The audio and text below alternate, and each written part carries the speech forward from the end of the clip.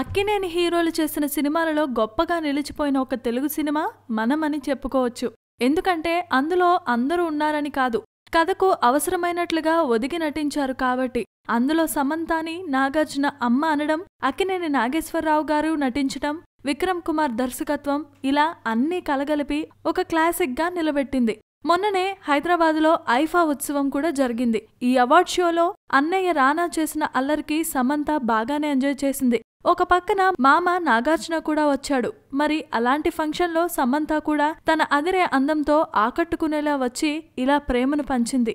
అంతేకాదు, మనంలో తనతో కలిసి హీరోయిన్గా అక్కినేనికి అమ్మగా నటించిన శ్రియాను తన ఒడిలో కూర్చోబెట్టుకుని ప్రేమగా మాట్లాడి పాత స్నేహితురాలను వాటేసుకున్నంత ప్రేమగా తన చేతులతో చుట్టేసింది.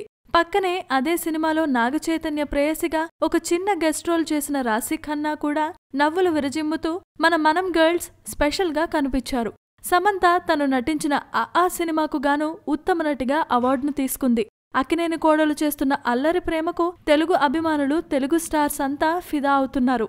ఇకపోతే అక్టోబర్లో చైతన్యతో తన పెళ్లి జరుగుతున్న సంగతి తెలిసిందే. మరోసారి మనం గర్ల్స్ అందరినీ మనం ఆ పెళ్లిలో కలుసుకునే ఛాన్స్ ఉందిలే. Please subscribe. Hi, it's me Purna. Please subscribe.